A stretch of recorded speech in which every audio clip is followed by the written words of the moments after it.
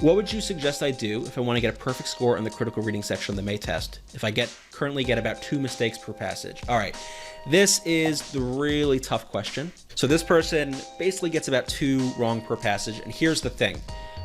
Even the best SAT critical reading student or tutor is not always going to get everything right every single time. So the first lesson is what we have to think about in terms of scores and perfection, getting to that top level, is that there's actually a range of possibilities for you.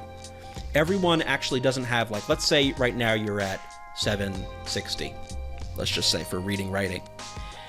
On any given day, you're not going to score a 760. Some days, by luck, you might score a 730, or other days you might get luckier than that and get a 790. And that's why they actually report your score as a range. So the fact that you're getting 2 wrong, it's probably not consistent. Maybe sometimes you get 2 wrong, maybe sometimes 4 wrong, sometimes 3, sometimes 1, sometimes none. So the goal is going to be, what can we do to move that band of wrong questions closer to perfection? What can we do to maximize our chances of getting a 1600 or getting an 800 reading in this case? There's a few things. Again, it depends on your specific situation, depends on there's question types, but here's some general points. One is check all answers thoroughly. Obviously, you want to have time to check your answers. So if you are finishing the test in like 63 minutes and you've got only 2 minutes left to check and you're getting 2 wrong, one of the things to work on is to become more efficient so that you could finish the test in, let's say, 55 minutes and have 10 minutes to check your answers. That's the first step. You're going to need extra time to review your work.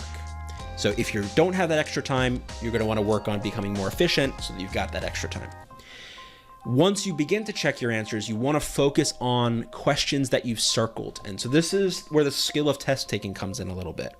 So when I'm working through a test section, and there's a question that as I'm doing it, I'm like, ooh, this one seems a little tricky. Like I'm stuck between 2 and I'm trying to balance the choices.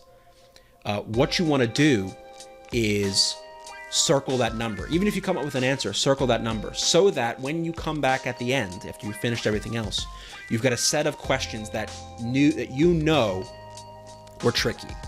And now you can go back and review the question, come at it with a fresh eye, see if you noticed something you didn't the first time, give it more time to think about it.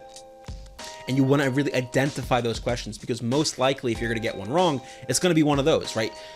A lot of times when we get questions wrong, we're not really surprised we get it wrong. It's kind of like, oh yeah, I had problems with this one. So you want to be able to identify those in the test so that you can come back later after you've finished it and you've got time left to check those first. And then once you've done that, you've checked all your circles, then you go back and check whatever else you can. But it's about identifying what are my tricky questions, which are the ones that gave me trouble. Let me get an answer if I can, but then come back later to review. That's really important.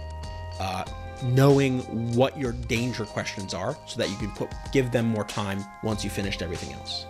A lot of it gets into strategy in terms of trap answers, for example.